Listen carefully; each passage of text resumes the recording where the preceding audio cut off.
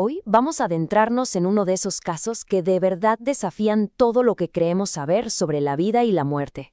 Es una historia real que nos pone a pensar, ¿será posible que vivamos más de una vez? Desde siempre, la humanidad se ha hecho esta pregunta. Y las respuestas, pues, casi siempre vienen de la fe o de la ciencia. ¿Pero qué creen? La tragedia de una familia en la Inglaterra de los años 50 nos dio una tercera opción. Una que es tan desconcertante, que parece de película, pero que fue documentada con un detalle impresionante. A ver, esta historia no arranca con algo paranormal, para nada. Empieza con una familia feliz, una familia como cualquiera. John y Florence Pollock, y sus dos hijitas, Joanna de 11 años y Jacqueline de 6. Vivían una vida tranquila en un pueblito llamado Hexham. Tenían un negocio familiar de reparto de leche y alimentos y eran muy católicos. Su fe, pues, era el centro de todo para ellos. Pero todo ese mundo de paz se vino abajo una mañana de domingo, el 5 de mayo de 1957. Un evento terrible, impensable, que desencadenó una serie de sucesos que, se los juro, hasta hoy siguen sin tener una explicación lógica y que tienen divididos a creyentes y a escépticos por igual. Imaginen la escena. Las niñas iban caminando hacia la iglesia con su amigo Anthony, y de la nada, un coche se sube a la banqueta a toda velocidad. Los testigos dijeron que la conductora se fue directo contra ellos. Luego se supo que la mujer estaba desesperada por problemas personales, había intentado quitarse la vida con pastillas, y como no funcionó, agarró el coche. Las dos hermanitas murieron al instante. El pueblo quedó destrozado. Pero mientras Florence, la mamá, se hundía en un dolor terrible, su esposo John empezó a tener una convicción, una idea extrañísima y muy firme. Y aquí es donde la cosa se pone rara.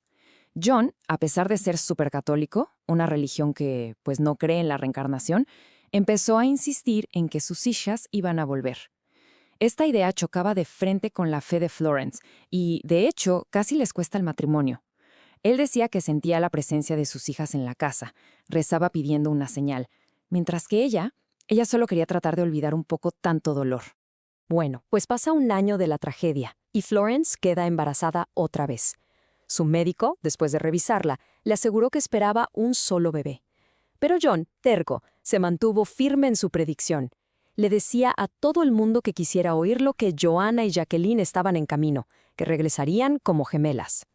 Y entonces, contra todo pronóstico médico y sin que hubiera gemelos en la familia, el 4 de octubre de 1958, Florence no dio a luz a un bebé, sino a dos, gemelas idénticas, Gillian y Jennifer. Para John, su increíble predicción se había hecho realidad. Para Florence, el misterio apenas estaba por comenzar. Pero fue justo ahí, al ver a sus bebés por primera vez, que el escepticismo de Florence empezó a romperse en pedazos. Porque en la piel de una de las niñas, de Jennifer, encontró marcas que ya había visto antes, marcas que simplemente desafiaban toda lógica y genética. Y es que la evidencia, fíjense, era física. Estaba ahí, en la piel de la bebé. Como vemos aquí, su hermana fallecida, Jacqueline, tenía dos marcas muy claras. Una cicatriz en la frente, de una caída de chiquita, y otra marca de nacimiento en la cadera. Pues la recién nacida, Jennifer, tenía marcas de nacimiento idénticas, en los mismitos lugares. Genéticamente esto es casi imposible. Las gemelas idénticas comparten marcas, claro, pero no es normal que una tenga marcas que correspondan perfectamente a las cicatrices de otra persona.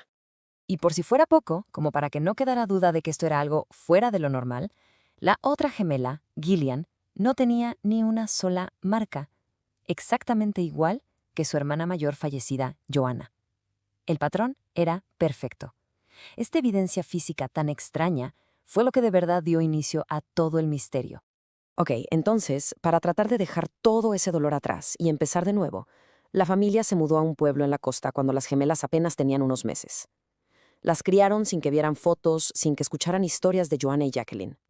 Sus papás se aseguraron de que no supieran nada, precisamente para no influenciarlas. Pero el pasado, como suele suceder, encontró la forma de regresar. En una visita que hicieron de regreso a Hexham, cuando las niñas tenían apenas 4 años, empezaron a pasar cosas inexplicables. De repente, las gemelas comenzaron a reconocer lugares que jamás habían visto. Señalaron un edificio y dijeron, esa era nuestra escuela, y luego hablaron de un parque que les encantaba. Y lo más increíble es que llevaron a sus papás por el camino exacto para llegar a ese parque, un lugar en el que, en esta vida, nunca habían estado. Pero quizá el momento más escalofriante de todos fue con unos juguetes. John bajó del ático una caja con las cosas de sus hijas fallecidas. Las gemelas, que ya llevaban tiempo pidiendo unos juguetes que describían con un detalle impresionante sin haberlos visto, ni lo dudaron. Se repartieron todo como si nada, como si estuvieran retomando un juego que habían dejado a medias. Jennifer agarró los juguetes que eran de Jacqueline y Gillian los de Joanna. Hasta sabían los nombres que sus hermanas les habían puesto a sus muñecas. Pero no eran solo los recuerdos, ¿les? Las similitudes eran mucho más profundas. Gillian, por ejemplo, se portaba como la hermana mayor protectora, igualito que Joanna. Y Jennifer, cuando empezó a escribir, agarraba el lápiz con el puño cerrado, una forma súper rara e incómoda con la que Jacqueline siempre batalló. Les gustaba la misma comida, los mismos juegos. Era literalmente como estar viendo una repetición de sus hijas perdidas. Y bueno, llegó el momento clave, el momento que hizo que Florence, la mamá escéptica, finalmente creyera. Un día, encontró a las gemelas en medio de un juego bastante tétrico. Gillian le sostenía la cabeza a Jennifer y le decía con toda la calma del mundo: «La sangre te está saliendo de los ojos. Ahí es donde te golpeó el coche». John confirmó después que en el hospital a Jacqueline le habían vendado la cabeza precisamente sobre los ojos por las heridas del accidente. Y esto no era un miedo cualquiera, de esos que tienen los niños. No, no, no. Esto era un terror, un pánico visceral. Cada vez que escuchaban el motor de un coche encenderse, las niñas se abrazaban aterradas y empezaban a gritar: el coche viene por nosotras!», como si estuvieran reviviendo el accidente una y otra vez. Un accidente del que en teoría no sabían absolutamente nada.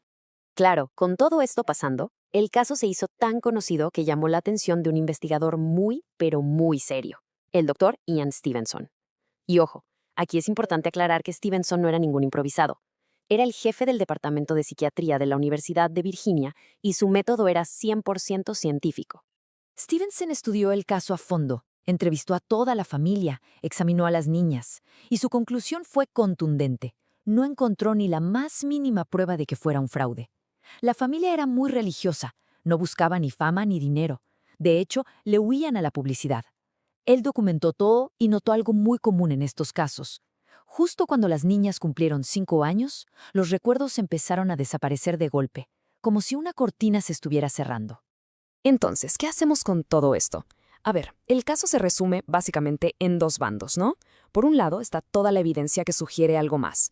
Las marcas de nacimiento idénticas, los recuerdos tan específicos, las fobias.